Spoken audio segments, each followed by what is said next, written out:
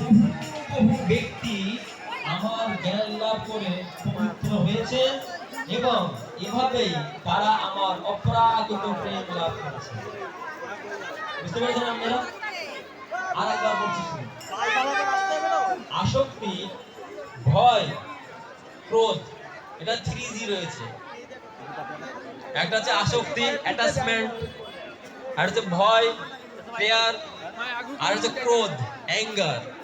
হ্যাঁ, এটা হচ্ছে 3G। আমাদের তো অনেক 3G আমাদের হ্যাবিট আছে, কিন্তু এটা আরেকটা 3G রয়েছে। এই 3Gটা কি করে? আমাদের অ্যাফেকশন করে। ভগবান কি বলছেন? আসক্তি, ক্রোধ আর ভয়, এই তিনটা জিনিস আমাদের সনাতন শাস্ত্রে বলছে এটাকে রিজেক্ট করো। এটা তো রিজেক্ট করা খুব কঠিন জিনিস।